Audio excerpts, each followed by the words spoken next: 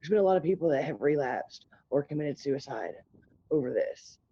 And those of us that are still fighting and still hanging on, we're doing our best to try to help each other. And I'm just praying that we all make it through the other side in one piece, safe and healthy.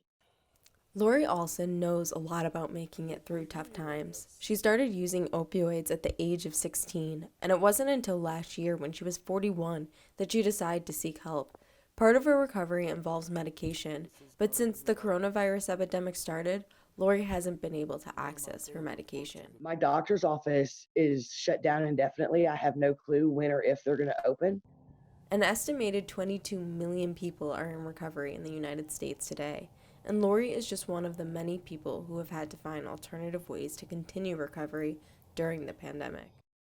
I went to go get my shot and found out that my doctor's office had already been closed for like 3 weeks and they didn't tell any of us and stuff. So it's made it really hard. I have found a meeting house in the last couple of weeks, and it is like my home.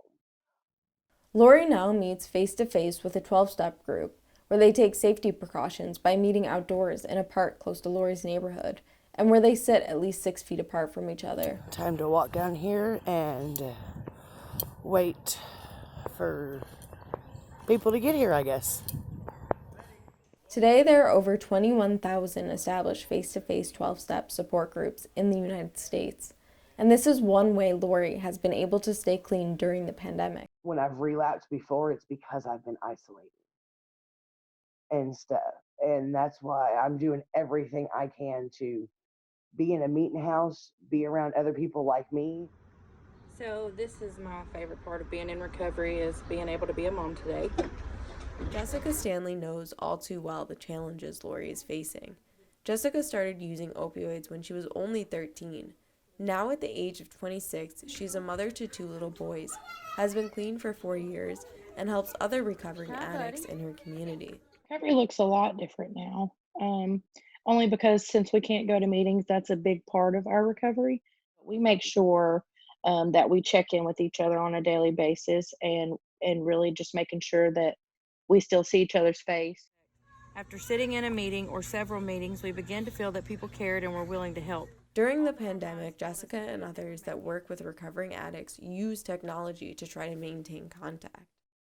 At the worst part of my addiction, I lost all human connection with anybody I had a relationship with in my life, like my family, my friends, my kid.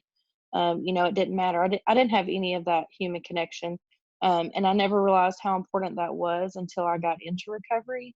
And I seen how special it was to have relationships with other human beings, and how that plays such a vital role in my recovery as well as others. The main things is communication, is telling people where you're at and what you're feeling. I think it's important to let people know, that you love them and you're there when they're ready, and that help is still available even during all of this. It's made it a little inconvenient to help people get to treatment, halfway houses, things like that. But it's still possible. It just takes a little bit of extra work, but recovery is still possible during this pandemic.